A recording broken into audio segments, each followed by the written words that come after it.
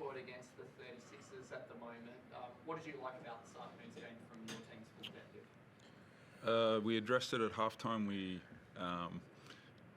Just our physicality and our purpose in certain moments, especially, when they went with the bigger lineup, their physicality really affected us. So we did a better job in the second half with that.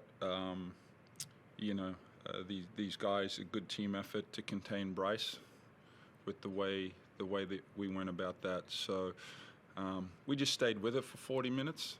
Not always necessarily pretty, but we stayed with it, and we've closed the game well. We probably didn't close the second and third quarters very well. Let them back in when we had a marginal lead. So to see us close the game was pleasing. On that, you were saying about closing games, it's been a few this season. Yep. It felt like it slipped away from you guys. So, yep. So what did you learn about it this afternoon, particularly, and how to close this game in particular?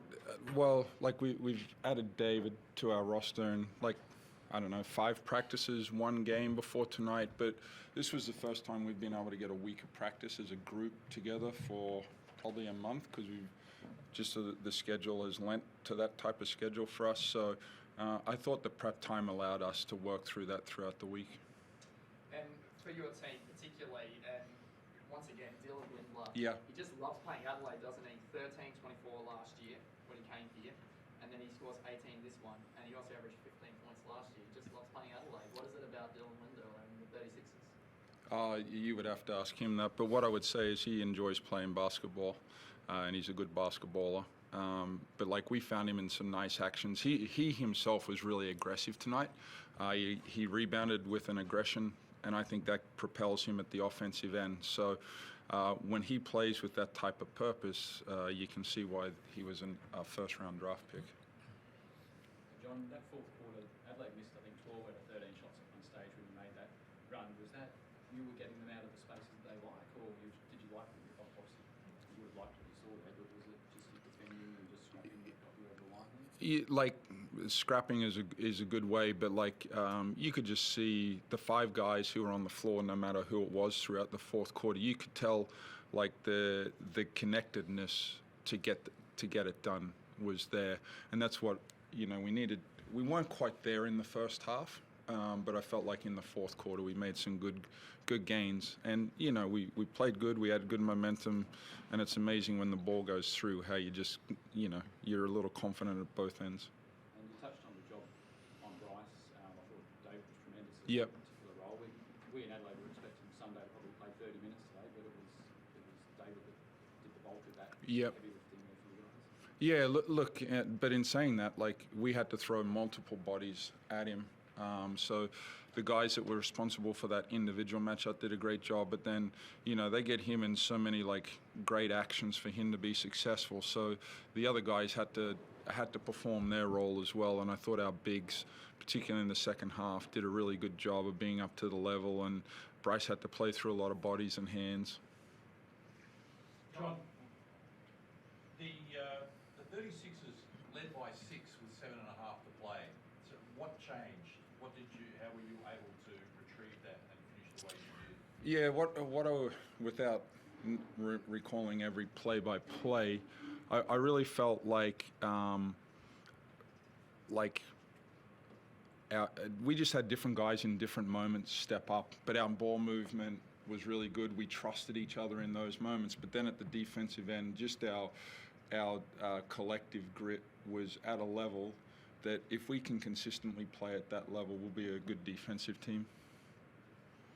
David, can you talk about how tiring it is to chase around Bryce Cotton and then have to go on the offensive end and be aggressive and be in the paint? Yeah, it's a tough task for sure, but it's what you're asked to do, and you can't really make excuses for it, right? So I think it was tough, but it wasn't only me that guarded him. Like Coach said, it takes a group effort, all 5 guys, the guy that's on the ball, who's in the gap. He draws so much attention. So I think it was on all of us, but those guys, if they weren't there, it would have been even harder for me. So I think them, being locked into the scout, making the right calls, stealing hedges, just, getting the ball in his hands and stuff like that definitely helped eliminate a lot of ISO, putting me on an island, So it definitely was a tough matchup, but I think we did a phenomenal job, and we won the game, I think, during practice this week when we were locked in, not just tonight. So. And really, your preparation for this game was amazing. Can you talk about how you got all the players to be on the same page to treat this game like any other game, to do the things that they need to do? Well, first, Aaron Young, the guy who was responsible for the scout, the minute we got to practice on Tuesday, the guys could see the prep that he'd put in, and the beauty of us being able to have 3 practices, you can build momentum and through that, and I just think we had a good level of confidence with the game plan that Aaron did. But then, when it comes to what we tipped at 2 p.m. today, then it's on the players, But you could tell we had a nice flow to our week, and the guys really bought into Aaron's game plan. John, your team's come in this game 6 in offensive rebound percentage. You won the second chance points tonight, and all offensive rebounds. Let us focus today to go in the O class a little bit more. Or is that just something that came out? It's rebounding for me is something that I rave about every day, preach every day. I think they ended up with 18 offensive rebounds, so the coach and me, we'll look at a little bit of that. But yes, I want to say we had 13 in the first half, and that allowed us to stick around while we weren't playing great basketball. There's some signs where we can evolve into something special. But the consistency of where we're at and where we need to be, we need to keep pushing forward with all of that stuff. JR, there was some nice moments between the players and Bryce pre-game, and you spoke to him pre-game as well. Can you tell us what your conversation was about? And do we the media make too much of Bryce being here and not with her? I would say the narrative behind it all is way overboard. But you guys have to do your job and you report it how you feel fit. But now you guys are getting to see, I would say there was a lot of respect, and I would say the way it's been portrayed, the respect would be questioned. So that's where I'm most happy that, and just not for our team, for Bryce. He competed for 9 years for Perth. It was a pleasure to coach him for 3 years. He made me a better coach. Hopefully I gave him a couple things to make him a better player. And there's just great respect. And I tune in to watch Adelaide to watch him play. Now leading up to the week, I tune in to be the coach of the Perth Wildcats to figure out how to stop him.